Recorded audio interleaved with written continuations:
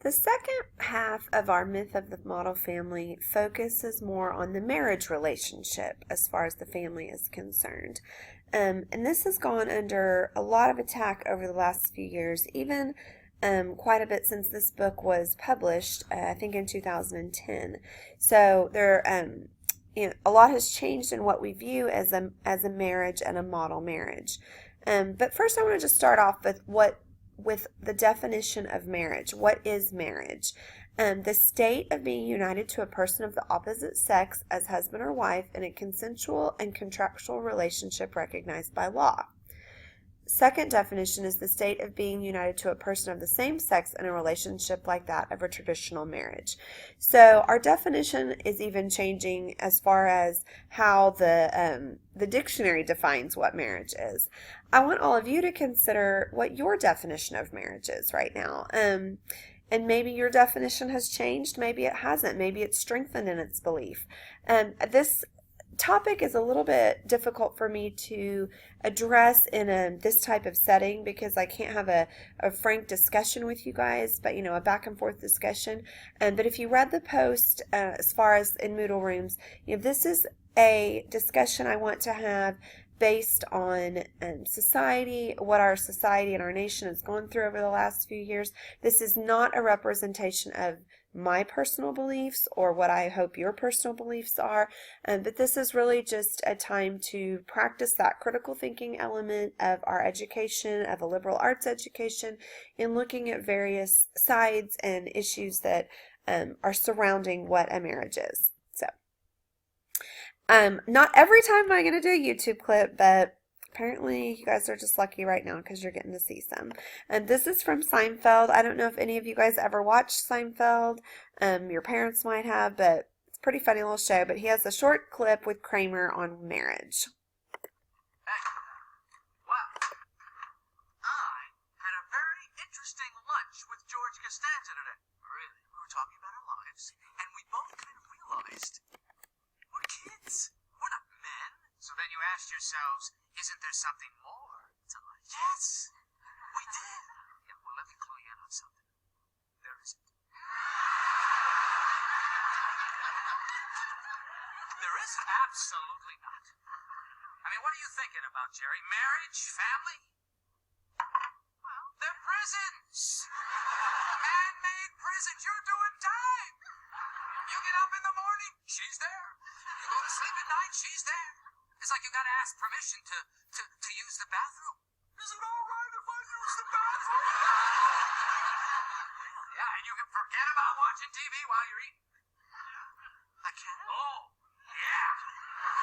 You know why? Because it's dinner time. And you know what you do at dinner? What? You talk about your day. How was your day today? Did you have a good day today or a bad day today? What kind of day was it? Well, I don't know. How about you? How was your day? It's sad, Jerry. It's a sad state of affairs. I'm glad we had this talk. Oh, you have no idea.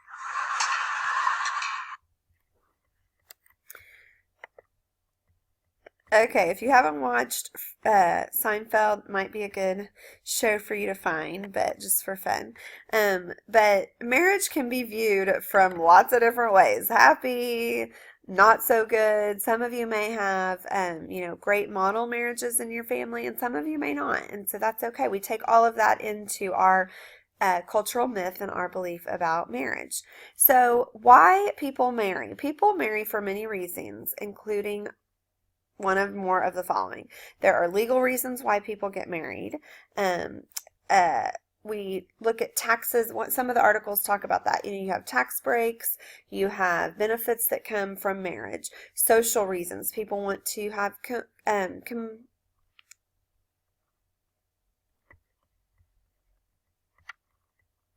I am so sorry for that interruption. And people want to have companionship as far as socially. They want to be married so that they can have, someone be there for them. And there's a lot of emotional support in marriage. Economical. This goes back somewhat with the legal, as far as your income is concerned, tax breaks, to people in the workforce, that type of thing. Spiritual reasons people get married, religious reasons, those types of reasons, all of these different reasons are why people get married. I don't know that when you decide to get married, you pick out one of these. I don't know if it's a conscious decision, but these are all things that are reasons why people get married and things that they marry for.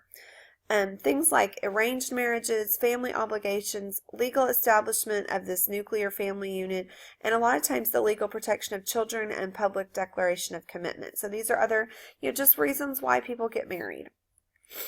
I had you read three articles, two from your book, one that is attached to your Moodle rooms, as far as what marriage is and how we look at marriage.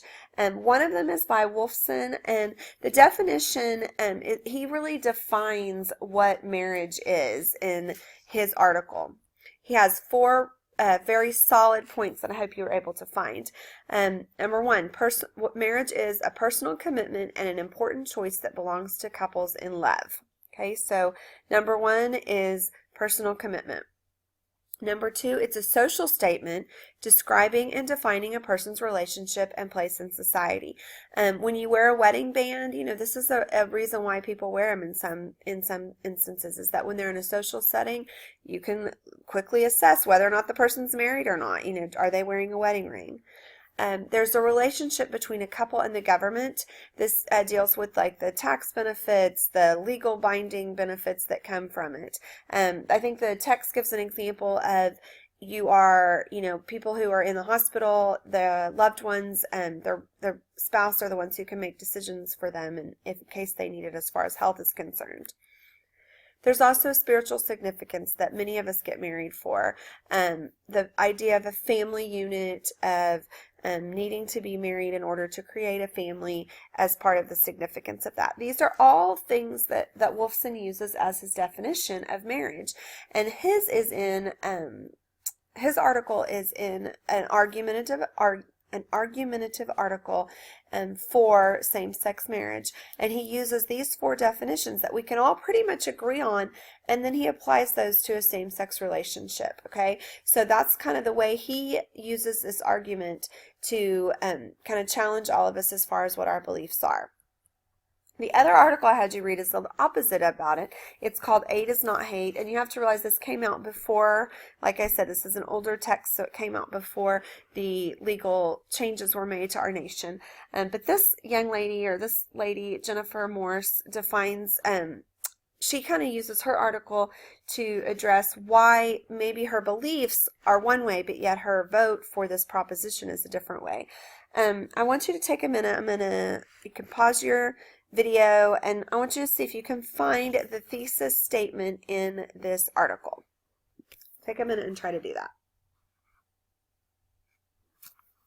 Okay, hopefully you found it. You may have had to pause, but to me, I found it on the bottom of page 82, where it says the last sentence, "I view marriage as a gender-based institution that attaches mothers and fathers to each other and to their children."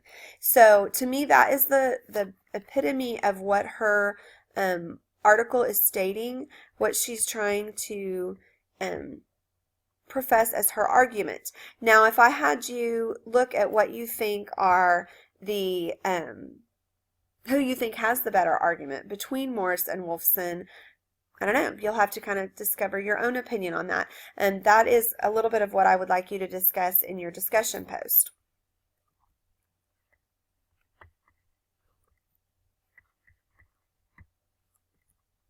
Sorry, I was trying to make sure if that was my last slide. So I want you to go ahead and make sure you look at your discussion post for this day and look at those two articles carefully, discuss whether you agree, which side you agree on, and also maybe not the side you agree on, but the side that you believe had the better argument.